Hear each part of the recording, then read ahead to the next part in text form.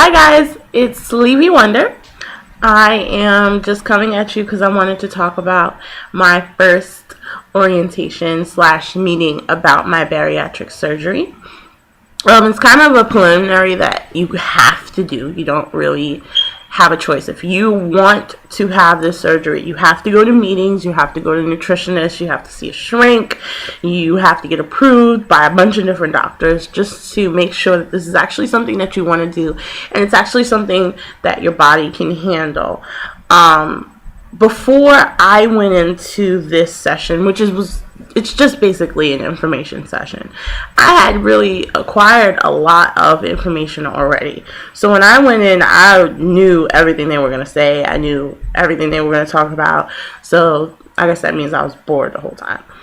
But there were people there who didn't know and weren't ready, and it was really surprising, the reactions that came about, the questions that came up, and I really realized that I had kind of, put myself ahead of the game by being on YouTube and by, asking a lot of questions and going on forums and so on and so forth. So if you are looking into having this type of surgery and you're on my page, or you're on other pages and you're looking at as many videos as you can, like I was, then you're on the right track, and it's always good to be well informed. We talked about a bunch of things at this information session, and one of them was the type of surgeries. There are 3 types of bariatric surgeries. You have gastric bypass, which is the most popular and the oldest one and the one that a lot of people get. Then you have lap band surgery, which is the one where they put this plastic piece and it squeezes your stomach. And then the other one is sleeve gastrectomy, which is what I'm going to be getting. I'll go into detail about the different types of surgeries in my next video, but I'm not going to talk about it here because it'll take forever. So I'm going to do another video right after this one, just going into details about the different surgeries and why I chose a sleeve gastrectomy, which is the one that I'm going to be doing. I have my own reasons for that. Another thing that we talked about was nutrition and what we would have to give up. And like I said, I had already done the research, so I already knew this, but there were people who didn't, and they were not ready. And I went to a hospital in the hood. I live in New York City. I live in the Bronx. If you're from the Bronx, I went to Montefiore, up on 233rd.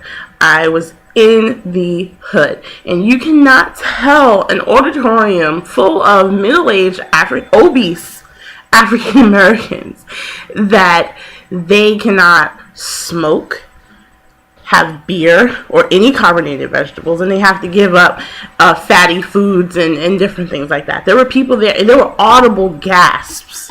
The doctor said, you guys have to give up smoking, and there were questions like, well, when do I have to give up smoking? And when the doctor said today, there were people in the audience who were like, oh, I can't do that. And then this woman actually raised her hand and she was like, I know that you're a doctor and you're telling me I need to stop smoking right now because you're a doctor. So when do I actually have to stop smoking? And the doctor, she laughed a little bit and she was like, okay, well, maybe 2 months before your surgery you should stop, but then you shouldn't smoke for the next 6 months for, recovery and such, and you don't want to bleed out. And there's all these other extra reasons, and I'm not going to go into them because you guys can look it up. Google is your friend. Then she went into, right after smoking, she went into fatty foods. And she was like, well, you guys can't have a lot of cheese, and you can't have a lot of pizza, and you got to learn to bake and not fry your foods, and you got to do this, and you got to do that. All this healthy stuff that we should already know. I mean, this is why we're here. And a lot of people were like, oh my God, I don't know if I could do that. No bread, no pasta, no rice. Well, why? What about if I just have a teaspoon? And these people were like negotiating the foods that they can eat. Well, what if I don't eat all day and then I have macaroni and cheese? That was a literal question. And I was sitting there like, girl, what are you here for? What are you here for? If you don't want to change, if you really love food that much, you're getting a surgery that's going to stop you from being able to eat.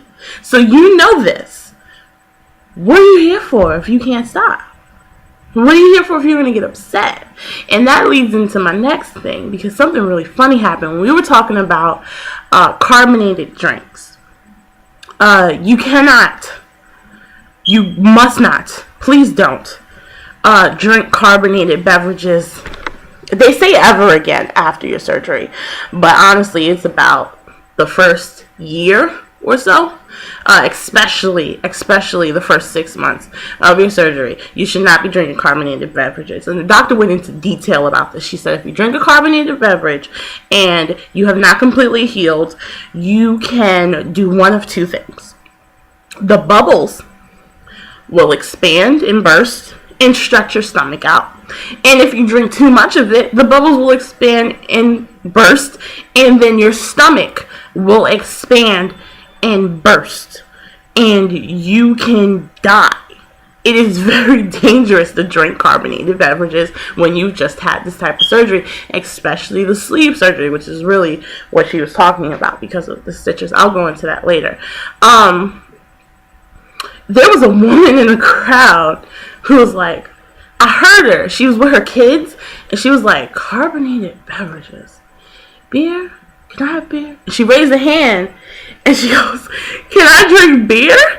And the doctor was like, great question. So here's the thing. You can't ever again drink beer, and you can't have alcohol your first 6 to 8 months of your surgery.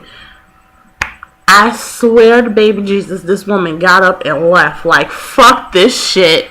I need my beer. And I laughed. Like, I was the only person laughing. Everybody else was like, oh my God, I can't have beer. Oh my God, I can't have alcohol. And I'm cracking up.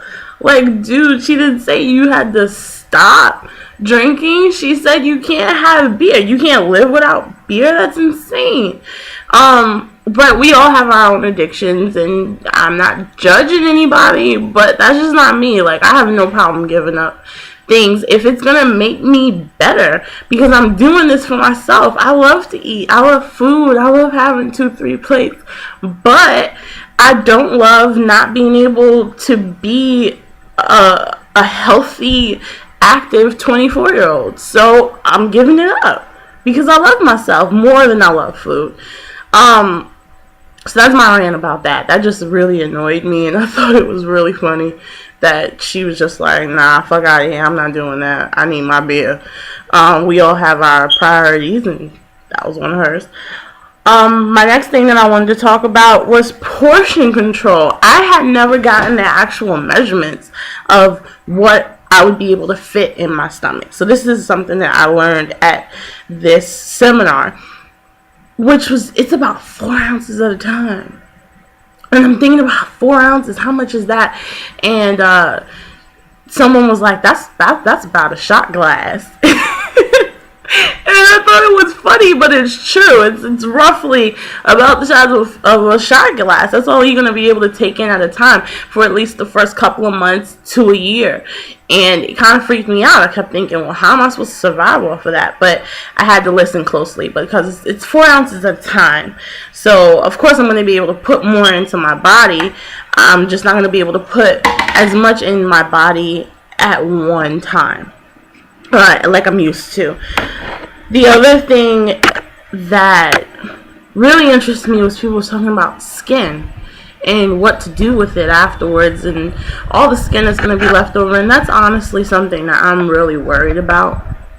I don't want to lose weight and then have a bunch of skin flapping around. It looks weird. I'm going to look like an uncircumcised penis. I'm not interested in that. So hopefully, I'm a good candidate and my doctor proves that I'm really healthy and I've been working out and doing all the things that I need to do, and I'll go see a therapist. I heard that this works. If you go see a therapist and you prove that you are depressed post-op, and that you prove that you're depressed because you are overweight, and then post-op you prove that you're depressed because now you're not overweight, but you have all this skin and you feel insecure and etc., then maybe they can convince your insurance to cover your skin surgery.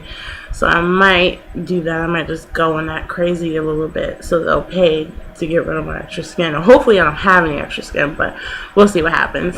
Anyway, so that's what happened, and they gave out these really cool folders with all this information in it that I have to read and keep up with, and I'm going to use this chart actually for my next video to explain the different types of gastric, I have to stop calling it that. It's actually bariatric surgery. Gastric bypass is one of the types. But yeah, so look out for my next video. It'll be titled number 3, different types of bariatric surgeries, and subscribe if you like it. Okay, bye.